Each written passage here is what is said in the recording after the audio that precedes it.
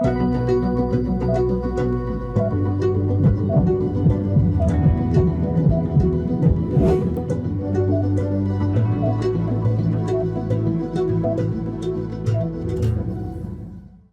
Back नाजरीन, हम फिर से हाजिर हुए हैं। अपने टॉपिक को वहीं से आगे बढ़ाएंगे। डॉक्टर साहब, हमने ब्रेक से पहले बात की थी गेस्टेशनल डायबिटीज़ की। आप बात कर रहे थे कि टाइप 1, टाइप 2 और फिर गेस्टेशनल डायबिटीज़ होती है। मुझे थोड़ा सा बताएंगे, गेस्टेशनल डायबिटीज़ जैसे डायग्नोस हो गई है, आपने बताया प्रेग्नेंट लेडीज़ को होती है, और यूजुअली मैंने देखा है कि वो क्या करती हैं कि प्रेगनेंसी के बाद वैसे ही रूटीन उनकी स्टार्ट हो जाती है, खाना पीना, और उनको लगता है कि ये शुगर तो सिर्फ 9 महीने के लिए थी, अब हमें शुगर नहीं है, तो उनकी रूटीन, उनका डाइट, वो सब डिस्टर्ब हो जाता है। वैसे खा भी रही होती हैं, एक्सरसाइज तो आपको पता है कि हमारे यहाँ डिलीवरी के बाद एक्सरसाइज का कोई कॉन्सेप्ट है ही नहीं कि आप एक्सरसाइज करें। तकरीबन मैंने देखा है लेडीज़ जो है 1 से 2 साल तक आराम कर रही होती हैं, तो उनको लगता है कि हम एक्सरसाइज करेंगे। लेकिन वेस्टर्न कंट्रीज़ में मैंने देखा है कि एक्सरसाइज का और वर्कआउट का बहुत रोल है। तो मुझे बताएंगे गेस्टेशनल डायबिटीज़ का जो है वो आफ्टर द प्रेगनेंसी आपको केयर करनी है या नहीं करनी, और बच्चे पे क्या असर पड़ेगा इसका? देखिए, जैसे मैंने कहा कि जेस्टेशन डायबिटीज़ में जो ये वो कंडीशन है कि जब माँ प्रेग्नेंट होती है तो उसमें ब्लड शुगर बढ़ जाए। जी। अच्छा, इसमें हमें बड़ी एहतियात करनी होती है। जैसे मैंने बात की कि स्क्रीनिंग जो है वो आप एक दफ़ा करवाएं जिनको शुगर नहीं है तो। आजकल तो वैसे डब्ल्यूएचओ ने जो न्यू रिकमेंडेशंस दी हैं कि हर महीने आप ज़रूर अपना चेकअप कराएं जब आप प्रेग्नेंट होते हैं। वरना ये होता था कि सेकंड या थर्ड ट्राइमेस्टर पे हम खास जी तौर पे बिल्कुल। उनके शुगर के टेस्ट करके देखते थे कि कहीं इनको शुगर की बीमारी तो है हुई है या नहीं हुई है। अब जेस्टेशन डायबिटीज़ में उमूमन तौर पे होता क्या है कि जब प्रेगनेंसी के दौरान इनकी ब्लड ग्लूकोज लेवल बढ़ता है, और उसकी एक वजह ये भी है कि जेस्टेशन डायबिटीज़ में अक्सर होकर इंसुलिन की रेजिस्टेंस बढ़ जाती है। अच्छा। और जब इंसुलिन की रेजिस्टेंस बढ़ती है तो इंसुलिन सही तरीके से काम नहीं कर पाता, जिसकी वजह से ग्लूकोज लेवल उनका बढ़ जाता है। लेकिन जैसे ही वो जो प्रेशर है खातून के ऊपर बच्चे का, वो बच्चा डिलीवर हो जाता है, तो 6 से 8 हफ्ते के अंदर अंदर नॉर्मल शुगर दोबारा हो जाती है। अब इसमें आपने बड़ी ज़बरदस्त बात की कि हमारे यहाँ उम्मन माँ जो है ना अपने बच्चे पे ज़्यादा फोकस करती है बिल्कुल। और वो भूल जाती है अपनी सेहत के अपनी हवाले सेहत से। पे। और अगर वो खातून जिसके ऑलरेडी ज़्यादा बच्चे हों, तो वो दूसरे बच्चों को भी वो तो सँभालेगी, घर पहले के इतनी भी डिस्ट्रैक्ट देखेगी होती है। और फिर उस बच्चे को भी देखेगी, तो अपने ऊपर तवज्जो नहीं देती। और इनमें मैं शौहर हज़रात को ख़ास तौर पे कहना चाहूँगा कि उनका ख़्याल रखें, क्योंकि बिल्कुल। उनकी एक तो जो प्रेगनेंसी के दौरान अगर उनकी शुगर बढ़ी है, तो कम से कम 6 से 8 हफ़्ते के बाद उनकी दोबारा शुगर चेक करके देखनी चाहिए कि वो अच्छा। कहाँ तक है। अगर वो वापस बढ़ी हुई आई है, तो ज़रूर किसी डायबिटीज़ स्पेशलिस्ट और एंडोक्राइनोलॉजिस्ट को दिखाएँ, ताकि ऐसा तो नहीं है कि अगर वो मुसलसल बढ़ी भी आ रही है तो उनकी डायबिटीज़ की बीमारी उनको हो चुकी है, तो उसका इलाज करना ज़रूरी है। अच्छा, जहाँ तक आपने वर्कआउट की बात की कि ख़वातीन अक्सर औक़ात अपने आप को छोड़ देती हैं, और ख़ास तौर पे जो अगर अच्छे घराने में देखा ये गया है कि जो उनकी लड़की की माँ आ जाती है और वो पंजीरी के लड्डू और बहुत सारी चीज़ें लेकर आ और लिटा जाती के हैं, रखते हैं बस हर और वक्त, उनको सोते फिर रहें, वो लेटे रहें। खिलाना कि ये भी खाएँ, ये भी खाएँ, ये भी खाएँ। और अगर उनकी शुगर बढ़ी हुई है, हम्म। तो फिर ग्लूकोज़ लेवल आप खुद सोच सकती हैं कि वो कितना बढ़ हाई हो सकता है जाएगा। क्या? क्योंकि 6 से 8 हफ्ते उनके लिए बड़े अहम होते हैं, उस वक़्त तक भी उनके अंदर इंसुलिन की रेज़िस्टेंस रहती है। तो ख़ास तौर पे जब सिज़ेरियन सेक्शन के बाद जिनका ऑपरेशन होता है, तो उनके लिए तो बहुत मख़सूस बात की जाती है कि आपने ख़्याल करना है, ताकि टाँकों का ख़्याल करना है और ऐसा ना हो कि हर्निया हो जाए। तो 6 से 8 हफ्ते उनके लिए बड़े अहम होते हैं।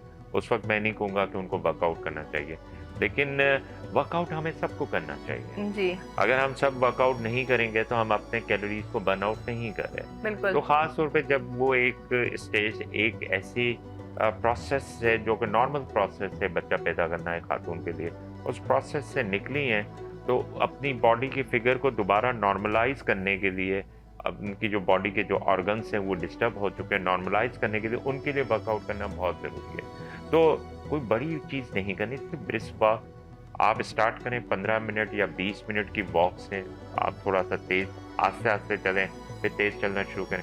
अगर डेली हम 20-25 मिनट की प्रॉपर्ली मेंटल को फ़ोकस करते हुए कि मैंने अपने माइंड को फ़ोकस करना है कि मैंने वॉक करनी है, और ऐसा नहीं कि चलते हुए बच्चे को भी सँभाल रहे हैं और कोई और काम भी कर रहे हैं। ऑल्दो उसमें कुछ कैलोरीज़ बर्न होती हैं, हम्म। लेकिन वो फ़ोकस वॉक नहीं होती। तो फ़ोकस वॉक करें, आस्ते-आस्ते वक़्त बढ़ाती जाएँ, 30 मिनट 45 मिनट तक अगर आप कर लेते हैं तो ये आपकी बड़ी अच्छी ब्रिस्क वॉक होगी और इसमें कैलोरीज बर्न होंगी, आपकी बॉडी दोबारा शेप पे आना शुरू हो जाएगी।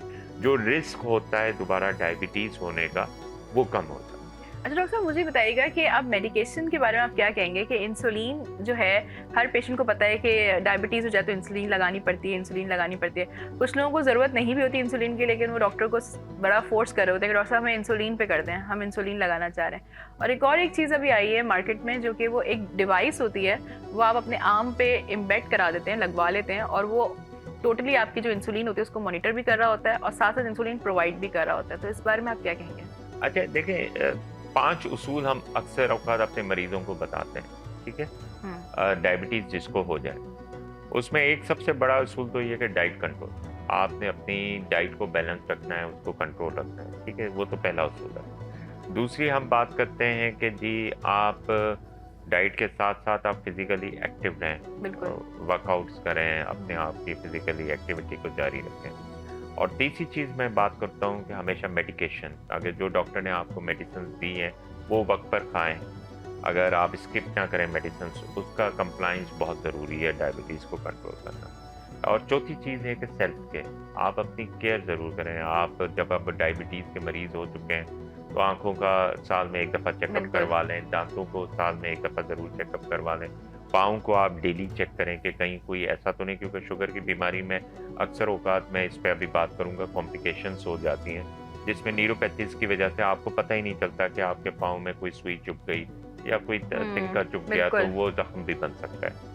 और इसी तरह अपने पूरे जिस्म का बहुत ज़्यादा ख्याल रखें, ठीक है? तो ये कुछ चीज़ें ऐसी होती हैं जिसमें हम डायबिटीज़ के मरीज़ को समझाते हैं कि ये सेल्फ केयर बहुत ज़रूरी है।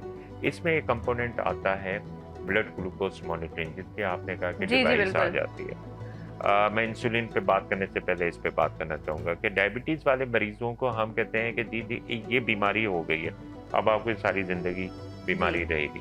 तो आप अपने ब्लड ग्लूकोज को जितना अच्छा कंट्रोल करेंगे, उतनी अच्छा ये रिस्पॉन्स करती है बीमारी। बिल्कुल। तो ये आपकी कॉम्प्लिकेशंस से आपको डिले बचाती रहेगी। तो उसके लिए उमूमन ख़ास तौर पे जो बाज़ार में आम से ग्लूकोज़ मीटर किसी भी अच्छी कंपनी का आपको मिल जाएगा, तो आप अगर तो कंट्रोल्ड है आपकी डायबिटीज़ की बीमारी, तो कम से कम दिन में या हर 2 दिन में 1 दफ़ा डिफरेंट टाइमिंग्स से आप अपनी ब्लड ग्लूकोज़ लेवल ज़रूर चेक किया करें। और अगर तो आपकी अनकंट्रोल्ड है, तो दिन में 4 दफ़ा आप चेक कर सकते हैं डिफरेंट टाइमिंग्स में। डिफरेंट टाइमिंग्स पे मैं इसलिए कह रहा हूँ कि आप इसके हम हमेशा मरीज़ों को समझाते हैं कि फास्टिंग, इसके अलावा फास्टिंग ब्रेकफ़ास्ट के 2 घंटे के बाद, लंच से पहले, लंच के 2 घंटे के बाद, रात के खाने से पहले या रात के खाने से 2 घंटे के बाद। अब ये ज़रूरी नहीं है कि 6 के 6 एक ही दिन कर लिए। आज आपने फास्टिंग कर ली, कल आपने ब्रेकफ़ास्ट के 2 घंटे के बाद कर ली, सही फिर है। आपने लंच से पहले की। हर रोज़ आप डिफरेंट रखें और उसका एक चार्ट बना दें। जब आप चार्ट बना के अपने मालिज, अपने डायबिटीज़ स्पेशलिस्ट या अपने एंडोक्राइनोलॉजिस्ट के पास जाएँगे, तो वो चेक करेगा कि आपकी शुगर लेवल्स हर वक़्त कंट्रोल में रही है या नहीं रही है। अब उसमें मैं थोड़ी-सी नॉर्मल वैल्यूज़ बता दूँ, जिनको डायबिटीज़ की बीमारी है, तो फास्टिंग 80 टू 140 के अंदर होनी चाहिए, ठीक है। और रैंडम जो है 80 टू 160 के अंदर होनी चाहिए। ठीक है। ठीक है, ये आपके टारगेट वैल्यूज़ हैं। ये सही। नॉर्मल उसके लिए मैं बात नहीं कर रहा, ये मैं टारगेट वैल्यूज़ की बात कर रहा हूँ। और हेमोग्लोबिन A1C जो 3 महीने का हमें एवरेज बताता है, वो 6.5 के अंदर होना चाहिए। अच्छा, अब बहुत सी रिसर्च कहती है 6 के अंदर होना चाहिए।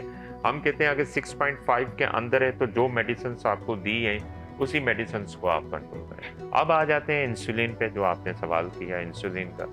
इंसुलिन का बड़ा अहम रोल है। देखें, इंसुलिन हम बाहर से उस वक़्त देते हैं जब अंदर से इंसुलिन बनना ख़त्म हो जाए। आपको अल्लाह ताला ने एक ऐसा ऑर्गन दिया है जिसको पैनक्रियास कहते हैं, लबलबा कहते हैं, वो उसके बीटा सेल से इंसुलिन रिलीज़ होती है। उसको स्टिमुलस मिलता है कि जी ग्लूकोज़ आ गई है खून के अंदर, अब मैंने रिलीज़ होना है और इनको जाके खुलियों के अंदर तवानाई के तौर पे इनको हमने वहाँ पे भेजना है। तो जब इंसुलिन रिलीज़ होना बंद हो जाए किसी वजह से, पैनक्रियास की कोई बीमारी हो जाए, पैनक्रियास के ऊपर इन्फेक्शन, सूजन हो जाए, या कुछ पैदाइशी तौर पे जिनकी हम्म। इंसुलिन नहीं बनती, उनको हम टाइप 1 डायबिटीज कहते हैं, उनको तो हमें बाहर से इंसुलिन देनी है। ये इसी तरह है कि आपके घर में पानी नलकों से नहीं आ रहा, लाइन से नहीं आ रहा, तो आपको टैंकर लेना पड़ता है पानी बिल्कुल। का। तो हमें इंसुलिन बाहर से हमें देनी पड़ेगी। आपने बात की कि लोग खुद कहते हैं हमें इंसुलिन लगाएं। मुझे जो बिल्कुल। तजुर्बा हुआ है, लोग तो डरते हैं इंसुलिन लगाने से, वो तो कभी भी नहीं चाहते। हाँ, आजकल कुछ ऐसी इंसुलिन आई हैं जो वेट को रिड्यूस करते हैं, तो वो जी। गलत कॉन्सेप्ट है लोगों के दिलों में बहुत कि ज्यादा मुझे कॉमन हो गई है वो। अपने वेट को रिड्यूस करने के लिए जी। मुझे इंसुलिन चाहिए। आपने तो बहुत इम्पोर्टेंट बात बोली है, क्योंकि बहुत सारे लोग ऐसे मुझसे भी सवाल करते हैं कि डॉक्टर साहब हम वो पेट में इंजेक्शन लगा लें जिससे बॉडी कम हो जाती है, हम पतले हो जाते हैं। तो बहुत सारे सेलिब्रिटीज, पॉलिटिशियंस, आपने देखा होगा अचानक से उनका वेट बहुत ज़्यादा था और एकदम वो कम हुए हैं। अच्छा, उनके फेस भी पर्टिकुलर फेस हो गए, एजिंग उनके फेस पे ज़्यादा आ गई है। पतले तो वो हो गए, ऑब्वियसली उनका वेट लॉस हुआ है, लेकिन साथ में उनकी ओवरऑल बॉडी में मुझे लगता है एजिंग बहुत ज़्यादा बढ़ गई है। अच्छा, ऐसा देखें, तो कोई लोग भी सेल्फ मेडिकेशन कोई बहुत कर भी रहे हैं। बिल्कुल आपने सही कि सेल्फ मेडिकेशन तो बिल्कुल भी नहीं करनी चाहिए। कोई भी प्रोडक्ट आती है डायबिटीज से रिलेटेड, वो बुरी प्रोडक्ट कभी भी नहीं होती। बिल्कुल। अच्छा, उसको आपका नॉलेज ही बता सकता है कि इसको कब इस्तेमाल करना है। और कहाँ। जैसे जो WHO के क्राइटेरिया है, रिकमेंडेशंस हैं कि हमने कोशिश करनी है कि सबसे पहले अगर आपकी ग्लूकोज बहुत ज़्यादा नहीं बढ़ी हुई, हम्म। कम बढ़ी हुई है, तो हम पहले डाइट से कंट्रोल करें। ठीक है। फिर आपका मालिश कहता है कि नहीं जी, अब आपकी ग्लूकोज थोड़ी बढ़ने लगी है, डाइट से कंट्रोल नहीं हो रही, या आप इतने अच्छे कंप्लाइंट नहीं है, डाइट नहीं कंट्रोल पा रहे, तो वन ड्रग पर आते हैं। एक ड्रग, ठीक है। वो आपको मालिश आपको बताएगा कि आपके लिए बेहतरीन ड्रग कौन सी हो सकती है, ठीक है ना। फिर उस वन ड्रग की मैक्सिमम डोज के बाद हम 2 ड्रग्स कॉम्बिनेशन पे आ सकते हैं, फिर 3 ड्रग्स कॉम्बिनेशन, फिर 4 ड्रग कॉम्बिनेशन, आखिर में इंसुलिन आती है। क्योंकि इंसुलिन के बाद एज अ डॉक्टर मेरे पास कोई दूसरा ऑप्शन नहीं है। सही। ठीक है ना। तो मैं चाहूंगा कि मेरा मरीज जिसको जिंदगी भर ये बीमारी रहेगी, तो इंसुलिन तो मैं बहुत आखिरी स्टेज पे जाके मैं इसको दूंगा। मैं किसी एक छोटे चोर को मारने के लिए पुलिस वाला या उसको सारे लाठी हथियार नहीं से पकड़ सकता हूँ, या उसको आजकल के जमाने में ज्यादा से ज्यादा गन से मार सकता हूँ। F-16 तैयारा तो नहीं निकाल बिल्कुल सकता। सही कह रहे हैं आप। तो जो आजकल आई हुई है इंसुलिन, वो अपने डॉक्टर से जरूर मशवरा कर लें, उनके लगाने का तरीका, उसको कब लेना है, किस कंडीशन में लेना है, क्योंकि हर ड्रग का साइड इफेक्ट है। बिल्कुल। डायबिटीज की मेडिसिन गुर्दों के जरिए भी एक्सक्रीट करती हैं। तो कुछ ऐसी हैं, अगर आपका गुर्दा सही काम नहीं कर रहा, उसके टेस्ट एबनॉर्मल हैं, तो वो ड्रग्स हम नहीं देते डायबिटीज के अंदर। कुछ ऐसी ड्रग्स हैं जो लिवर के थ्रू काम करते हैं। अगर आपका लिवर ऑलरेडी डैमेज है, कोई बीमारी तो है, काम नहीं करेगी, तो वो ड्रग हम नहीं देंगे। तो मैं अपने नाजरीन से यही कहूंगा कि अक्सर खवातीन ये देखती हैं कि मेरी पड़ोसन को डायबिटीज है और ये दवा ले रही है, तो वो उससे कहती तुम भी ये दवा ले लो। हाँ। तो ऐसा बिल्कुल नहीं करना। मैं मरीजों को देखे बताएंगे आपने किसी की दवा इस्तेमाल नहीं करनी जब तक कि आपको डायबिटीज स्पेशलिस्ट, एंडोक्राइनोलॉजिस्ट आपको प्रिस्क्राइब ना करते। किसी मेडिकल स्टोर से भी किसी छोटू या उससे लेके आपने वो इस्तेमाल नहीं करनी। ये कोई बुखार नहीं है जी, बिल्कुल। ये ओवर द काउंटर ड्रग्स नहीं है, बिल्कुल। ये डायबिटीज की मेडिसिन से इसके अपने साइड इफेक्ट्स हैं और हर दवा का एक साइड इफेक्ट एहतियात करना चाहिए।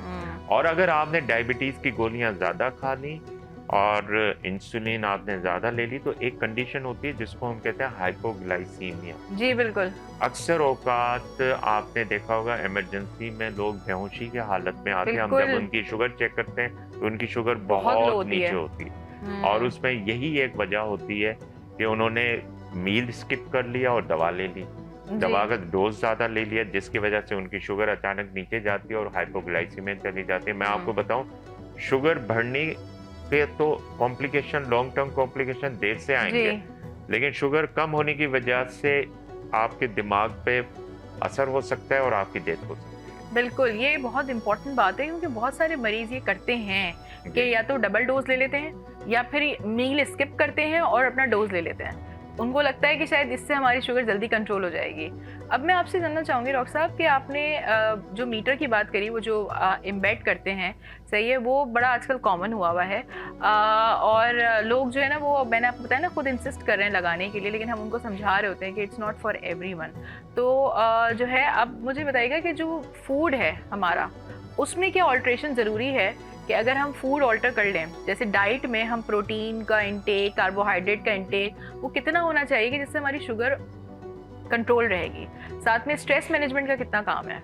बहुत अच्छी बात की। पहले मैं वो सेंसर वाली बात कर लूँ कि वो जो डिवाइस है, ये अच्छी डिवाइस है। इफ़ यू कैन अफोर्ड, आप अगर अफोर्ड कर सकते हैं, क्योंकि वो काफ़ी महंगा डिवाइस है। तकरीबन मैं समझता हूँ कि 40 से 50 हज़ार का खर्चा है महीने का। अच्छा। अगर 15 दिन तक आप सेंसर लगाते नहीं कर सकते हैं। वो मोस्टली हम रिकमेंड करते हैं उन लोगों को जिनको टाइप 1 डायबिटीज है, जिनकी वेरिएशन शुगर बार बार हो रही है, नीचे जा रही है, ऊपर जा रही है, तो वो उनको अलर्ट कर देता है कि आपकी शुगर नीचे जा रही है, आपकी शुगर ऊपर आ रही है, तो आपने क्या, किस किस्म के अपने आप की एहतियात करनी है। और उन टाइप 2 डायबिटीज की जिसमें कॉम्प्लिकेशन, पेचीदगियां ज्यादा हैं, सही है, तो उनको हम ये रिकमेंड करते हैं कि आप ये रखें, ताकि आपको पता चल सके कि शुगर आपकी कंट्रोल में है या नहीं। वरना तो सिंपल, मैंने जैसे ग्लूकोज मॉनिटरिंग सिस्टम आपको बताया। आपने बात की कि डाइट से कैसे कंट्रोल किया जाए, बड़ा अच्छा सवाल है। डाइट देखें, मैं हमेशा बड़े आसान अल्फाज में लोगों को बताता हूँ कि जैसे हम आजकल तो वैसे बहुत रुकना शुरू हो गए, ई चालान का डर है हमें, तो जेब्रा क्रॉसिंग से भी पीछे रहते हैं और सिग्नल पे रुक जाते हैं। पहले लोग सिग्नल पे नहीं रुकते थे, तो फॉलो ही नहीं करते थे। तो मैं हमेशा सिग्नल की एग्जांपल देता हूँ डाइट के हवाले से कि जी, आपने रेड, येलो और ग्रीन सिग्नल को फॉलो करना है, ठीक है। रेड सिग्नल यानी रेड कलर पे आपने वो चीजें रखनी जो आपने नहीं खानी अगर आप शुगर के मरीज हैं। अब उसमें कौन सी चीजें आती हैं? मिठाइयाँ, मीठी चीजें, शक्कर, केक, बेकरी की चीजें, सारी बेकरी का आजकल तो माशाल्लाह हर जगह हर गली में बेकरी है, तो बेकरी वाली चीजें नहीं खानी, तेल वाली चीजें, बेकरी वाली चीजें बिल्कुल नहीं खानी। ये रेड पर आती हैं। कोल्ड ड्रिंक्स हो गई, सॉफ्ट ड्रिंक्स हो गई, आप किसी भी मार्ट में चले जाएं, किसी भी अच्छे मार्ट में चले जाएं, तो उनके रेफ्रिजरेटर्स भरे हुए हैं रंग बिरंगी बोतलों के साथ, वो आपने नहीं लेनी, क्योंकि उसमें प्रिजर्वेटिव्स होते हैं, उसमें डिफरेंट शुगर ज्यादा होती है। आपने चीनी बिल्कुल नहीं इस्तेमाल करनी। तो ये सब चीजें आपकी रेड में आ जाती है, ठीक है, ये आपने इस्तेमाल नहीं करनी। और कभी कभार थोड़ा सा अगर आप चखना चाहें या कोई मीठा घर पे बनता है, स्वीट क्रेविंग पूरी करनी, ओके, अगर आप बेहतर है कि शुगर फ्री वो घर पे बनवा लें तो ज्यादा बेहतर है, ठीक है। फिर हम येलो कलर में आ जाते हैं। येलो कलर में वो आपने चीजें रखनी है जो एतदाल के साथ खानी है, ठीक है, बैलेंस करके खानी है। अब इसमें सबसे बड़ा जो पोर्शन होता है वो कार्बोहाइड्रेट्स का होता है, जिसमें रोटी आ गई, चावल आ गया, आपके डबल रोटीज आ गई। इसके हमने पोर्शंस का, सर्विंग का हमने कॉन्सेप्ट दिया हुआ है कि जैसे अक्सर औकात लोग, आज निहारी बनी है, हलीम बनाए, तो तंदूर की रोटी ले लेते हैं। अब तंदूर की रोटी देखें तो वो मोटी रोटी होती है, उसके पोर्शन को समझने की कोशिश करें। आजकल तो खैर छोटी रोटी बन रही है, तो एक तंदूर का नान जो है ना 2 चपातियों के बराबर। जी जी बिल्कुल। तो अगर आपने छोटे 2 नान खा लिए तो आपने 4 चपातियां, और है भी सफेद आटे की, और है भी सफेद आटा, उसमें नमक ज्यादा होता है, उसमें मैदा ज्यादा होता है। तो कोशिश करें कि तंदूर की रोटी ना लें। चपाती 6 इंच की, सरकम अगर आप देखें तो 6 इंच की चपाती, 6 पोर्शन, 6 सर्विंग पूरे दिन में। अच्छा, इससे ज्यादा नहीं। तो 2 आपने सुबह ले ली नाश्ते में, अगर आप नाश्ते में अगर आप खाना चाह रहे हैं, फिर दोपहर में 2 और रात में 2। और इसमें आपने अगर नाश्ते में चपाती नहीं खा रहे तो फिर 2 ब्रेड के स्लाइस ले लिए। दोपहर में अगर आप चपाती की जगह चावल खाना चाह रहे हैं तो उसकी जगह पे 1 कप बॉयल राइस ले सकते हैं, ठीक है। उसमें बॉयल आप अगर ब्राउन राइस करना चाहें तो वो ले सकते हैं। तो ये पोर्शन का कॉन्सेप्ट दिया हमने, पोर्शन कंट्रोल। अब इसी येलो कलर में फ्रूट्स आ जाते हैं। अब फ्रूट्स अल्लाह ताला ने, हम बड़े खुशकिस्मत हैं कि अल्लाह ताला ने हर किस्म का फ्रूट हमें दिया हुआ है। जी बिल्कुल। हम मना नहीं करते फ्रूट्स, हम इजाजत देते हैं कि 2 फ्रूट्स पूरे दिन में ले सकते हैं, if your sugar is control. अब वो 2 फ्रूट किस तरह ले सकते हैं? एक साथ नहीं लेना, ठीक है। छोटे से साइज के एप्पल हो गया, अमरूद हो गया, नाशपाती हो गई, इसी तरह दूसरे जो फ्रूट्स आते हैं, आड़ू हो गया। तो ये छोटे दरमियाने साइज का आप एक वक्त पे एक फ्रूट ले सकते हैं। ठीक है। बेहतर है कि फ्रूट आप वैसे खाएं, उसका जूस ना पिए, क्योंकि जूस अगर लेंगे तो उसका जूस शायद इतना निकलेगा, एक आप उसमें फाइबर होता है तो वो आपके लिए ज़्यादा बेहतर है। इसी तरह कुछ ऐसे अल्लाह ताला ने फ्रूट्स रखे हैं जो दानों की शक्ल में आते हैं, अनार हो गया, अंगूर हो गया। ये गिलास देखें जी, ये गिलास ले लें, बिल्कुल सही गिलास है। इसका इसके अंदर 15 दाने हैं, ठीक है। वो लें वो खाएं, अच्छा, बस इससे ज्यादा नहीं, इससे ज्यादा नहीं। At a time one. अगर इसी गिलास को मैं देखूं, खरबूजा हो गया, सरदा हो गया, तरबूज हो गया, उसकी फांक काट के इसको आधा भर दें, बस एट अ टाइम वो गिलास लें। तो ये पोर्शन, ये वन पोर्शन है। तो 2 to 3 पोर्शंस अगर आपकी शुगर कंट्रोल है ठीक पूरे है। दिन में ले सकते हैं, but not at a time ठीक। बांट में। मैं हमेशा अपने डायबिटीज के मरीज को कहता हूँ 5 टाइमिंग्स रखें। टाइमिंग्स इज वेरी इंपॉर्टेंट हाँ, डायबिटीज में। बिल्कुल। सुबह का नाश्ता 7 से 9 बजे तक, ठीक है। दोपहर का खाना 1 से 2, ठीक है।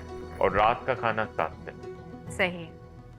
अक्सर औकात मैं कहता हूँ कि नाश्ता करें 8 बजे तक कर लें, ठीक है। ऑफिस निकलने के लिए बेहतर है कि 7:30 8 बजे तक नाश्ता कर लें, 1 बजे तक दोपहर का खाना कर लें, और फिर रात का खाना भी 8 बजे। 8 बजे के बाद आपने रोजा रखना है, कुछ भी नहीं अच्छा, खाना। ये 3 मील्स के इन बिटवीन हम कुछ ले सकते हैं? जी, ये मैं आ रहा हूँ, स्नैक्स 5 टाइम्स कहते हैं। 11 बजे एक फ्रूट है, कोई जो मैंने आपसे बात की, एक फ्रूट कोई भी उठा लें, कोई छोटा सा फ्रूट काट के वो खा लें, ठीक है।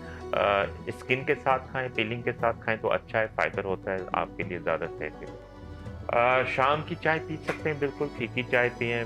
जो कॉफ़ी पीनी है, ग्रीन टी पीनी है, फीकी पिएं। उसके साथ अगर आप कोई ऐसे फाइबर वाले बिस्किट लें जो शुगर फ्री हो, वीट के बिस्किट, वो आप ले सकते हैं। और फिर 8 बजे आप अपना हल्का फुल्का खाना खाएं। सही। अच्छा, प्लेट जब आप सजाते हैं अपनी, ठीक है, उसमें आप सिंपल जो घर में सब्जी बनती है, सालन बनता है, उसके साथ साथ कोशिश करें कि सैलेड रखें, कि जो ग्रीन कलर है उसमें सारी हरे रंग की सब्जी है, ठीक है। वो चीज, और बेहतर है कि फ्रेश सैलेड ग्रीन कलर का वो रखें हर दोपहर के खाने में भी, उसमें भी। और इस येलो में मैंने मिल्की प्रोडक्ट्स बताना भूल गया। मिल्की प्रोडक्ट्स में दूध और दही भी जरूरत है, ठीक है। स्किम मिल्क है, बगैर बलाई वाला, बगैर चीनी वाला, वो आप किसी भी सुबह ले सकते हैं, रात ले सकते हैं। अपने खाने में दही का इस्तेमाल जरूर करें, बगैर बलाई वाली। थोड़ी सी कुछ 2 चम्मच या 3 चम्मच की आप दही रखें, रात को भी ले सकते हैं। तो ये आपके लिए सारे कम से कम कलर्स आपके खाने की नट्स ले सकते हैं, ड्राई फ्रूट बिल्कुल ले, बिल्कुल मना नहीं है। ड्राई फ्रूट्स आप बिल्कुल ले सकते हैं। खजूर कुछ देखें मीठी होती है, उसमें एकदम ग्लूकोज ज़्यादा होता है। रमज़ान में मैं इजाज़त दे देता हूँ अपने डायबिटीज़ वाले मरीज़ों को, और लेकिन आम तौर पे अगर आपकी ग्लूकोज बहुत ज़्यादा बढ़ी हुई है, आपको फिर बड़ी सख्त मॉनिटर करना पड़ेगा। एक खजूर ले सकते हैं एट अ टाइम अगर आपका दिल चाह रहा है, लेकिन खजूर में क्योंकि ग्लूकोज बहुत ज़्यादा है, तो आपका ऐसा ना हो कि ग्लूकोज लेवल ऑलरेडी बढ़ा हुआ और आपके ग्लूकोज लेवल बढ़ जाए। अच्छा डॉक्टर साहब, मुझसे आखिरी सवाल आपका बहुत शॉर्ट में बताइएगा कि पेशेंट को गैंग्रीन, जो आपने देखा होगा बड़ा कॉमनली होता है, पैर में ज़ख्म हो गया और उसके बाद वो ज़ख्म बढ़ता जा रहा है, तो उसको कैसे हम खुद देखें कि हमें ये हो रहा है, होने वाला है, अगर वो शुगर का पेशेंट है तो, और अगर वो जा रहा है डॉक्टर के पास, उसको पता नहीं है कि उसको डायबिटीज़ है, फिर वहाँ पे क्या होना चाहिए? बिल्कुल शॉर्ट में मुझे बताइएगा कि क्या कर सकते हैं। अच्छा, ये गैंग्रीन जैसे मैंने आपको एक कहा कि सेल्फ केयर में पाँव का डेली मुआयना करना बहुत जरूरी है। आप अपने जब सोने लगते हैं तो आप अपने पाँव को देखें, आप पेट्रोलियम जेली या आप कोई भी लोशन लें और डेली पाँव को जो है ना साफ करें, और पाँव को आना आप हल्का सा मसाज करते हुए उनके पाँव को आना ये लोशन लगा लें या पेट्रोलियम जेली लगा लें। तो जब आप पाँव का मसाज करते हैं तो नीचे आप देखें इनके पाँव की उंगलियों के बीच में हल्का सा फंगल इन्फेक्शन आपको नजर आता है। वो क्यों रहता है कि आप जब वुजू करते हैं या नहा के निकलते हैं तो इसको खुश्क नहीं करते। तो डायबिटीज वाले मरीजों में अक्सर क्योंकि न्यूरोपैथीज डेवलप्ड होती हैं, नसें कमज़ोर हो जाती हैं, सेंसेशन लॉस हो जाती हैं, तो आपको पता नहीं चलता। तो ये जो यहाँ से थोड़ा-सा नमी होने की वजह से वहाँ फंगल इन्फेक्शन होता है, वो बढ़-बढ़ के छोटा-सा ज़ख्म हो जाता है पैरों में, नाखूनों में, और इसी तरह आपके जो पैर के दूसरे हिस्से होते हैं वहाँ पे छोटा-सा अल्सर बन सकता है। उसको इमीडिएटली अपने डॉक्टर को ज़रूर दिखाएँ। देखें, अगर आपने उसको इनिशियल स्टेज पे नहीं पकड़ा, तो ये नासूर, छोटा-सा अल्सर नासूर बन सकता है और ये आपके पाँव के काटने की नौबत तक आ सकती है। तो अपने डायबिटोलॉजिस्ट, अपने एंडोक्राइनोलॉजिस्ट, उनको ज़रूर दिखाएँ। आजकल एक बहुत अच्छी फील्ड आई हुई है पैरों की, जिसको हम पोडियाट्रिस्ट कहते हैं, और बड़े हॉस्पिटल में पोडियाट्रिस्ट जो सिर्फ पैरों का मुआयना करते हैं और पैरों का इलाज करते हैं, स्पेशलिस्ट, तो उनको दिखाने की भी ज़रूरत होती है। और डायबिटिक फुट वाले केसेस वो इनिशियल स्टेज पे ले लें तो उनकी केयर के बारे में, उनकी ट्रीटमेंट के बारे में बड़ा अच्छा बता दें। जी डॉक्टर साहब, आपको अपने शो में बुला के मुझे बहुत अच्छा लगा। ये इतना इंपॉर्टेंट टॉपिक था डायबिटीज़, कि इसकी अवेयरनेस होना हमारी आवाम के लिए बहुत ज़रूरी है, क्योंकि ये बहुत बुरी तरह फैल रहा है। जी। तो डॉक्टर साहब, मैं आपको फिर से दावत दूंगी दोबारा किसी और टॉपिक के साथ। आपने इतनी अच्छी इन्फॉर्मेशन दी है कि आई एम श्योर व्यूअर्स ने देखी होगी और वो कुछ ना कुछ तो इस पर अमल करेंगे लाजमी। तो इंशाल्लाह आपसे फिर मुलाकात होगी डॉक्टर साहब। Thank you very much. फिर से आपको बुलाएंगे किया और बड़े अहम मौजू पे बात हुई। ऑल्दो मैंने कुछ इतना बहुत सारा नाजरीन के सवालात होंगे, उनको मैं जवाब नहीं दे पाया, लेकिन इंशाल्लाह ताला एक प्रोग्राम और करेंगे और इसके बारे में और मजीद बात करेंगे। Thank you so much doctor साहब। थैंक यू सो मच नाजरीन, आपने हमारा शो देखा। ये बहुत इंपॉर्टेंट टॉपिक था डायबिटीज़। हमने बहुत हद तक कोशिश करी है कि हम आपको ज़्यादा से ज़्यादा इन्फॉर्मेशन दें ताकि आपको इससे फ़ायदा हो सके। इंशाल्लाह नेक्स्ट वीक फिर हाजिर होंगे एक नए टॉपिक के साथ। जब तक अल्लाह हाफिज़।